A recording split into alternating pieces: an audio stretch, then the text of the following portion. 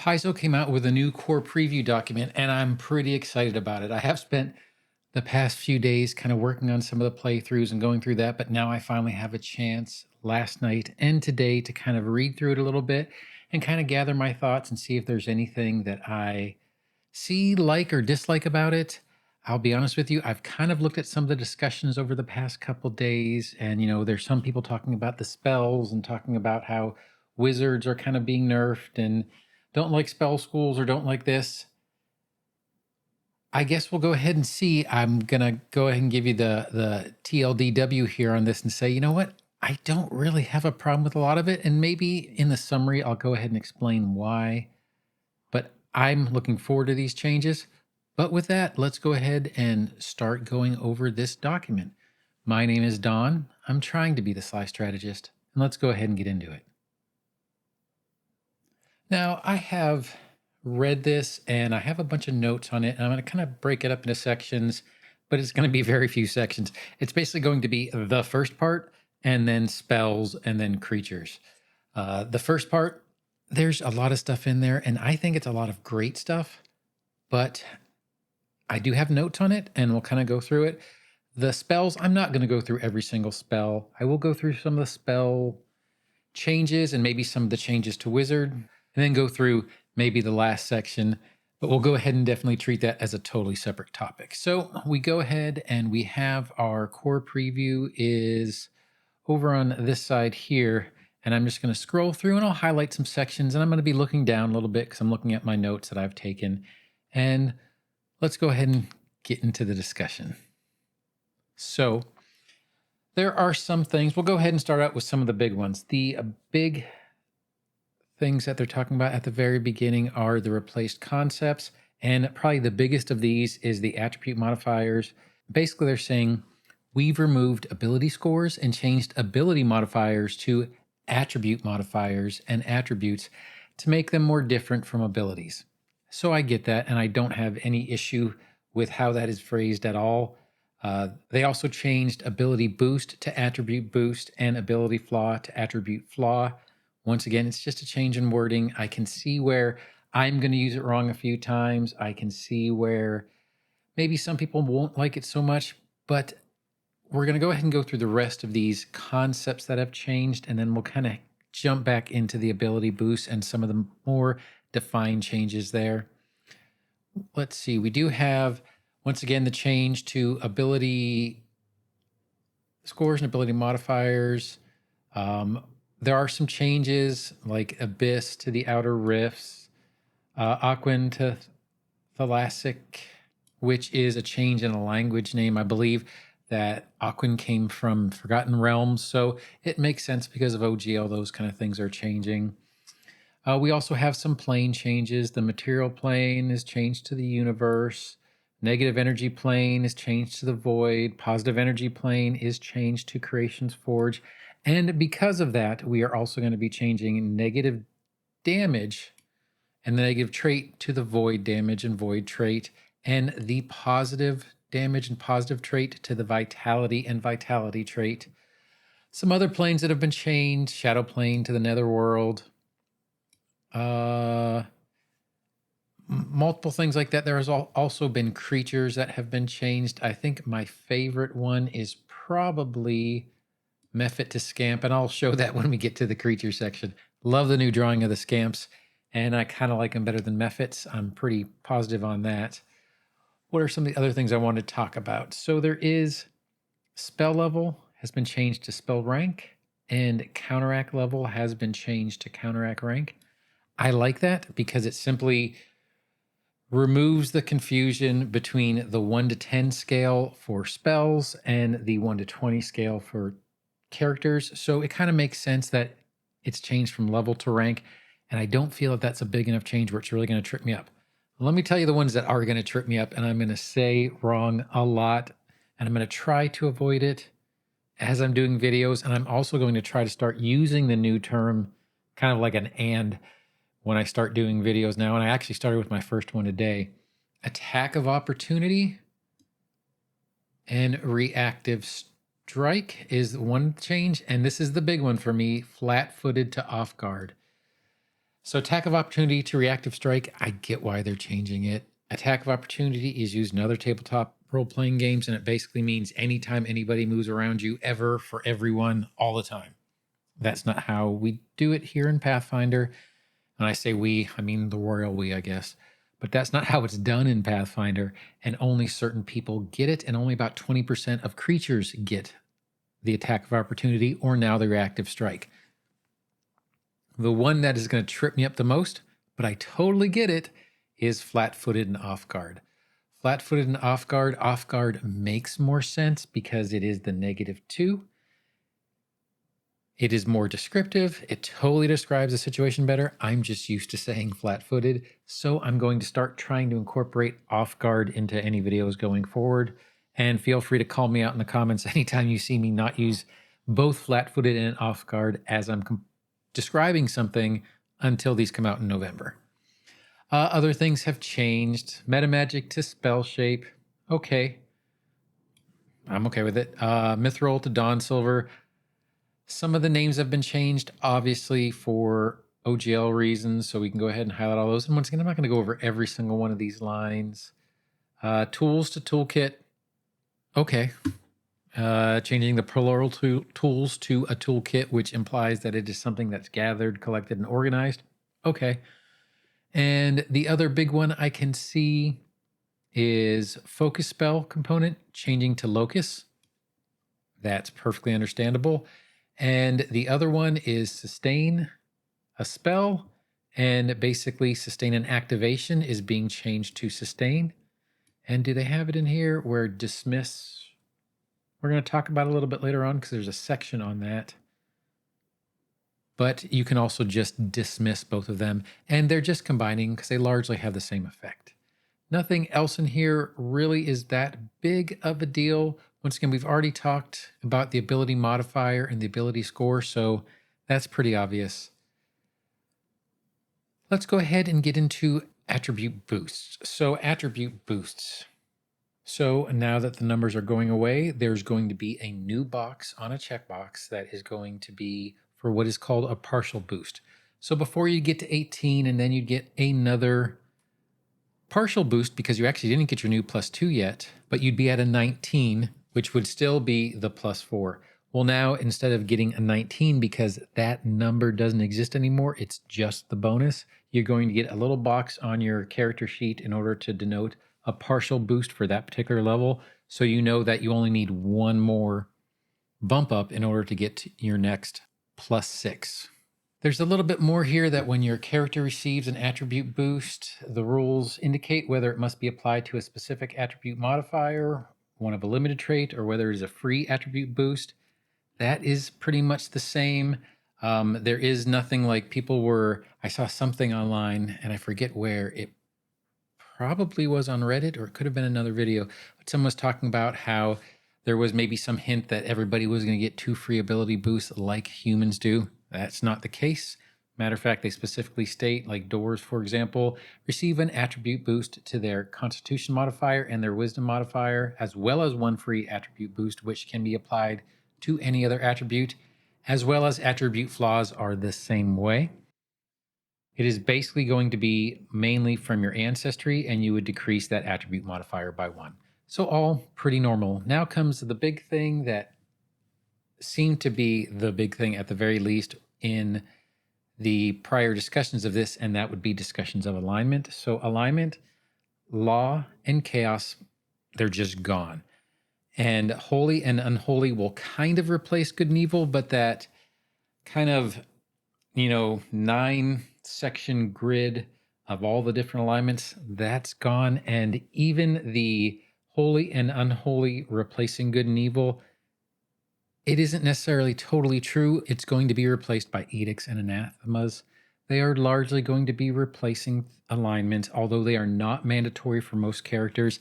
I am going to assume, they mentioned specifically clerics multiple times in this particular section, but I'm going to assume champions are going to have the same thing as well, simply because of the type of character that they are. But edicts are encouraged and anathemas are discouraged. What I mean by that is an edict is something you are encouraged to do. It is a good thing. Give money to the poor, heal the sick. is an edict. An anathema would be maybe if you are what you would have thought of before as a good character would be to raise undead or murder innocents. That would be an anathema. Where if you were an evil aligned character, your edicts and anathemas might be flipped, but is just a way for you to denote it, not on such a delineated matrix, but more free flowing. I like it. I know that unless I specifically played a cleric, I didn't really pay too much attention to my alignment. I definitely didn't try to go chaotic evil if I was neutral good, but I didn't spend a lot of time thinking about it, where the edicts and anathemas to me makes it a little bit more personal and a little bit easier to role play and to bring into your kind of daily life as an adventurer. There are 2 examples they gave from the book, and they are pretty much that there are new Geniekin heritages in Rage of Elements. And there is an example from the upcoming player core for orcs where popular edicts become even stronger, share knowledge you won through pain, destroy the undead. And those ones very specifically, I remember Logan Bonner mentioning in one of the lives. And then a popular anathemas for orcs would be accept defeat without proof of strength, reshape or reanimate a creature into something lesser. So those would be examples of edicts and anathemas. Then we get into holy, unholy, and sanctified. I'm going to kind of summarize this a bit. Once again, I fully encourage you to read this whole thing. I'm going to do more than encourage you. I'm going to say you really, really need to read this, because this is what's going to be coming up if you do plan on going into remastered. But this is kind of my summary for the holy, unholy, and sanctified. It mentions sanctification for clerics, but I once again expect that is going to go for champions as well, simply because of the type of character that they are. Sanctification is the process where a player character who worships a deity can be sanctified as holy or unholy and be more effective against the other force. So if you are holy, you will be more dangerous to unholy people. And if you are unholy, then you will be more dangerous to holy people. There is a flip side to this, though, is you can possibly take more damage from the opposing force as well. So if you are holy and you are facing an unholy creature and they use unholy sanctified damage, you could take more damage than another character might. I find that kind of thrilling. There is an actual downside to really being keyed into your deity, and I kind of find that exciting. So the other things that we could mention about it is some deities will have entries for sanctification like must choose or can choose, and that is kind of right here. So some deities like maybe Caden will say, or Nethys might be like, well, whatever. Where you'll have others like maybe Desna or Serenade will be a must. I don't have any knowledge of which ones will and which ones won't. Those are just the ones in my head that kind of make sense for those kind of things. Now, spells and other effects can also have these traits, making them more powerful against creatures with the opposite trait. Remember, you are going to get these, but the creatures are also going to get these as well. So if you are sanctified, meaning you have a holy or unholy trait assigned to you, you could possibly take more damage. I love that so much. So for the holy trait, effects with the holy trait are tied to powerful magical forces of benevolence and virtue. They have strong effects on unholy creatures. That's kind of the big thing I want to say is, once again, you can get more damage if you have the holy trait assigned to you because you were sanctified. It goes the same way with unholy, is effects with the unholy trait are tied to powerful magical forces of cruelty and sin. They often have stronger effects on holy creatures. I'm particularly loving that, both sides of it. If a creature with weaknesses to unholy uses an unholy item or effect, it takes damage from its weakness, and the same thing occurs with holy, where if a creature with weakness to holy uses a holy item or effect, it takes damage from its weakness. So I like that there are penalties for gaining the bonuses that you would get from being sanctified. And sanctified, if you are holy or unholy, your sanctified actions and spells gain the same trait. Love it. Spirit damage. Alignment damage is going away and is going to be replaced by spirit damage. These are from my notes down here. Is the only particularly interesting thing I saw was this quote, which is, Directly affecting the spiritual essence of a creature, spirit damage can damage target projecting its consciousness or possessing another creature, even if the target's body is elsewhere. Cool. The possessed creature isn't harmed by the blast. What is that? That's pretty awesome. I love it. Spirit damage doesn't harm creatures that have no spirit, such as constructs, which makes sense. We already have things that wouldn't necessarily damage something that doesn't have a soul already. So this is just kind of a replacement for that. And many effects that deal spirit damage also have the sanctified, holy, or an unholy trait.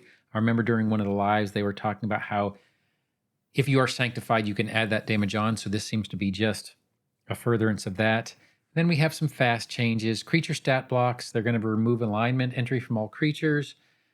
Largely the same as is with the player characters. Celestials will have the holy trait. Fiends and undead will have the unholy trait. Cleric champion, herald, or similar following of a deity might be sanctified as well, giving an appropriate holy or unholy trait. Kind of all makes sense. It's the creatures are going to be following along the same lines as the player characters, which is kind of as it should be. Align damage, changing chaotic damage, evil damage, good damage, and lawful damage to spirit damage. It also gives you the ability, by you, the GM, the ability to incorporate that damage into another damage type of the attack if it makes sense. For example, you could increase the physical damage instead if you don't want to specifically give something spirit damage. You could add the holy trait or unholy trait to an action spell or item if it is themed to a deity or the metaphysical fight of good versus evil. I do like it. Like I was mentioning at the very beginning, you're not going to see me hating a lot of this. Deity sanctification. There's no quick change for sanctification. If a player wants their character to be sanctified, you follow what the story suggests, and that is largely going to be kind of along with your deity's stat blocks, I'm assuming, and it's going to tell you what you would need to be sanctified. It might be part of the story as well. Good example here is, for instance, it makes perfect sense for a devout cleric of Serenade who has been dedicated to battling fiends and undead to be sanctified to holy. And the example here, however, a cleric of Caden Kalen who hasn't shown any strong drive to fight for a cause might not be sanctified, because it wouldn't really make sense if you're not really behind what your deity stands for. And Caden stands for a lot. Usually not all of it good, nor necessarily particularly evil. You can usually follow the player's wishes for their player characters and ask them to describe in a story how sanctification comes into play if it's not specifically stated otherwise, as part of an adventure or part of that deity's description. Then we kind of move on to something else more along the lines of the archetypes, which is the dedication feats. Formerly, dedication feats for archetypes listed a special entry to note you need to take 2 other feats from the archetype before taking a new dedication feat. Those rules are now in the rules for the trait itself. So basically what this means to me at the very least is it doesn't change the mechanics. If you take a dedication feat, you have to do 2 more before you move on to a new dedication. It's just that the dedication feat itself is kind of written into the rules for the trait itself. Now, the only caveat to this is this one down here is any archetype that intentionally left room for exceptions, such as some archetypes that count feats from other archetypes towards this number, might get errata closer to release of the final books, so we don't necessarily know how those will be affected. And the last 2 before I get into the spell section, which I'm going to make a whole nother section, is Druid. Big thing here, Druids no longer have an anathema to metal, and the reason why is pretty clear, and it makes a lot of sense once you hear it this way. Metal is an element, and many of the metal spells are on the primal spell list and fully usable by druids. So it doesn't make sense, with Rage of Elements coming out, for metal to not be able to be used by druids. It just doesn't. There is a new anathema, which is despoil natural places, consume more natural resources than you require to live comfortably, and teach the Wild Song to non-druids. Wild Song is just the new name for the druidic language. And then the last change before we get into the full spell thing is sustain and dismiss. We talked about it a little bit up here when we were talking about the related or the replaced concepts. But it goes a little bit more to it here, which is rather than having separate rules for sustain a spell and sustain an activation, they've just combined it into sustain. It doesn't change the mechanics at all. It really doesn't do anything. It's just now a specially basic action that works largely the same way, but can be used more broadly. And then similarly, dismiss is now a specialty basic action. So it's just a basic action that you can do. Now let's go ahead and get into the big topic that is spells. So in the spell section, spells have received some changes to make them easier to understand and to use and have them work correctly with some of the other rule changes and to make some of them more fun and useful. There's been a lot of discussion about this on whether they're nerfing things, whether they're doing this, whether they're doing that. I don't think so.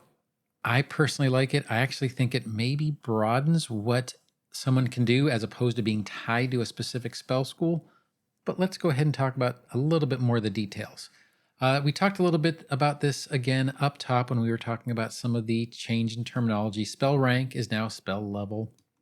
Spell level is now spell rank to reduce confusion. And it also applies to counteract with counteract level becoming counteract rank. Now here's kind of one of the big topics for the changes in spells, and that is the school removal. Spells no longer have spell schools, which removes abjuration, conjuration, divination, enchantment, evocation, necromancy, and transmutation traits. There is still going to be an illusion trait because it follows the same rules, but it's no longer a school. And what they mean by it follows the same rules is you still can disbelieve illusions exist. So although it is not a school of magic anymore, the illusion trait will still exist. Right here, it's no longer a school, it's just a trait. Now, the changes, it may obsolete a small number of items, archetypes, or other rules elements, but there will be more errata that will be coming. So up to this point, I don't necessarily have a problem with it. I'm very interested to see the errata from what's forthcoming, but we'll have to wait, I guess, and I'm comfortable waiting. But so far, I don't feel that this is a bad thing at all. Now let's get into the wizard changes, which is another thing that was kind of thought of as a big deal. So the removal of spell schools have obviously had a major impact on the wizard class. A wizard now has a set of curriculum spells and spell slots which use the following text. So curriculum spells. You automatically add some of your spells listed in your school's curriculum to your spell book. At first level, you add a cantrip and 2 first level spells of your choice. As soon as you gain the ability to cast wizard spells of a new rank, choose one of the spells from your curriculum of that rank to add to your spell book. A superscript U indicates an uncommon spell. Your GM might allow you to swap or add other spells to your curriculum if they strongly fit the theme. So as opposed to being tied to a theme, you could be a universalist or generalist, or you could be a specific wizard. Now, as opposed to being tied to that particular school, you have a curriculum. And spell slot, each day you can prepare an extra cantrip from your curriculum, specifically your curriculum, the one you picked. So as opposed to a school, it is now the curriculum. You also gain an extra spell slot at each spell rank for which you have wizard spell slots. You can prepare only spells from your school's curriculum in these extra slots. So only the school's curriculum in the extra slots. Any spells listed in your curriculum of a suitable spell rank is eligible to be prepared in each of these extra slots, regardless of how you added the spell to your spell book. I don't see anything particularly bad about that. I'm just starting using wizards a lot, so maybe that is my cloud on it, or my thought process on it. But this doesn't seem like that horrendous or a nerf to me at all. It is a change, so don't think for a second I don't recognize it as a change. I don't see this as being a nerf. I see this as almost broadening.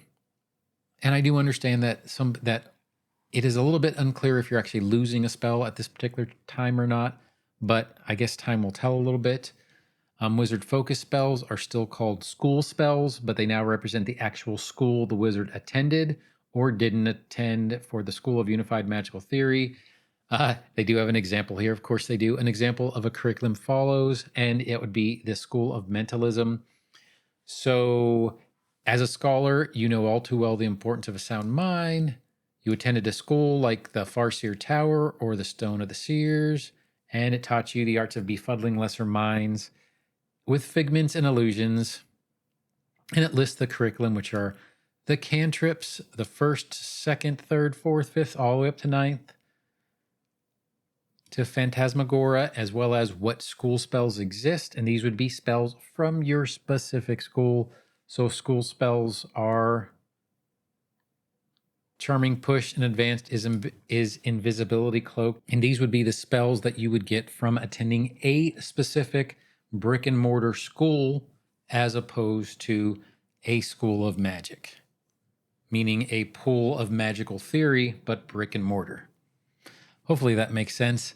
And then there have been changes to focus spells. Focus spells have not come up in Rage of Elements, so they don't come up in Rage of Elements. However, the way characters gain and recharge focus points has been simplified in the remaster. Abilities that give you focus spells no longer mention how many focus points they add to your pool because the rules have been simplified. Maximum number of focus points in your pool is always equal to the number of focus spells you know, and the refocus action is now less limited as well. Here's the new version.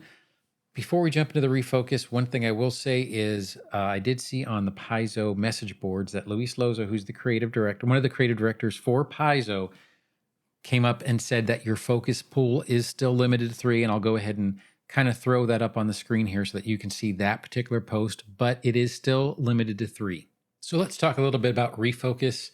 The refocus action is now less limited as well. And here's the new version. You spend 10 minutes performing deeds to restore your magical connection. This restores 1 focus point to your focus pool. The deeds you need to perform are specified in the class or ability that gives you the focus spells. Got that. That's all kind of very similar. Can overlap with other tasks that relate to the source of your focus. For instance, a cleric with a focus spell from a holy deity can usually refocus while tending to the wounds of their allies.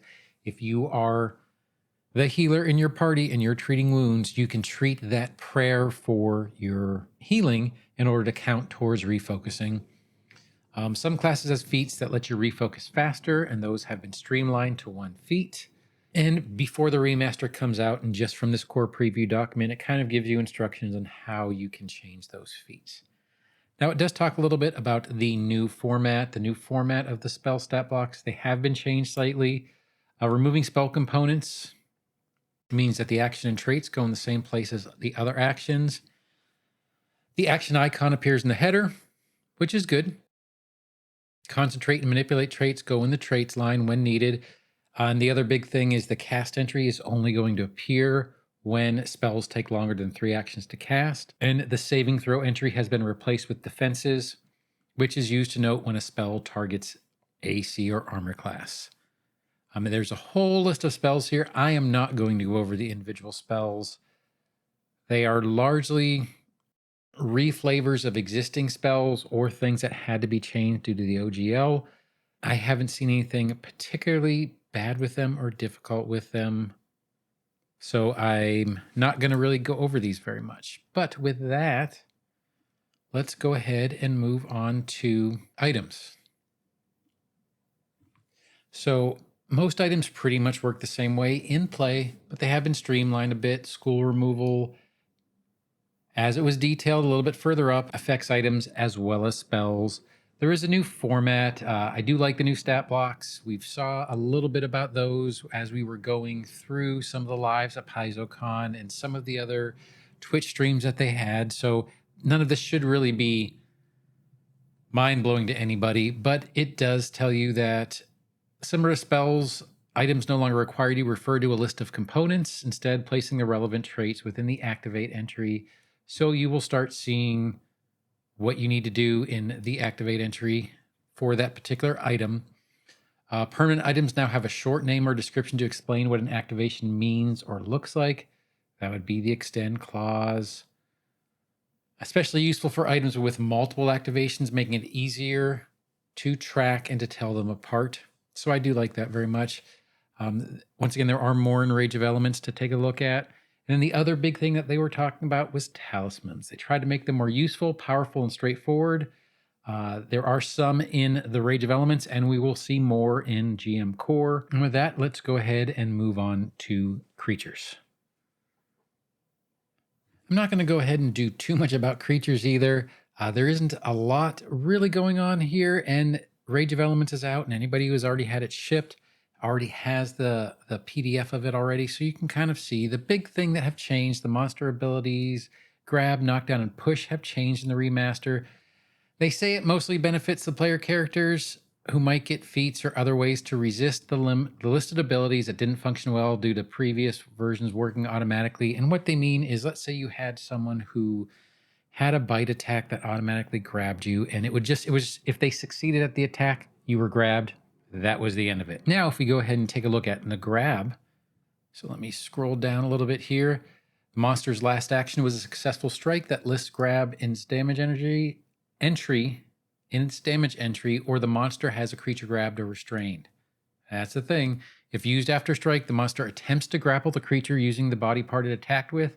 This attempt neither applies nor counts towards the creature's multiple attack penalty. So it is still attached to the attack, but they still have to make a roll, which they didn't have to do before. Sounds great. The monster can instead use grab and choose one creature it's grabbing or restraining with an appendage that has grab to automatically extend that condition to the end of the monster's next turn. Still great, but the big part, and I've already kind of highlighted and went over it, is grabbed or restrained. So now it's possible for you to be restrained by a grab. Okay. It does make it easier for the player characters most of the time, but it does add maybe a heightened condition at the end. Genies have been changed. This is a large part of Rage of Elements, so I'll kind of leave that alone. The big one I do want to mention about in the creatures is scamps. Mephlets have been changed to scamps, and I love the new drawing. I love the new name. I'm interested to see some other scamps that are out there, and kind of super happy to see it. I imagine that they might get summoned more often because they're cuter, but I would definitely follow along with that.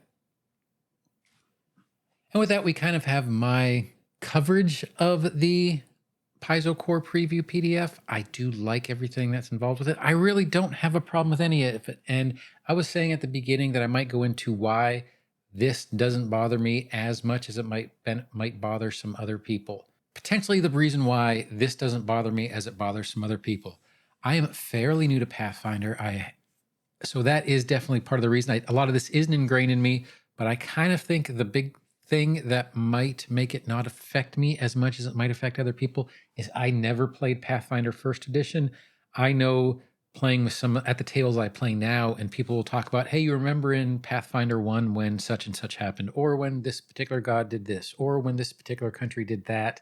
And it's part of the lore. And I believe a lot of players feel that the lore and the background and a lot of what made Pathfinder is changing.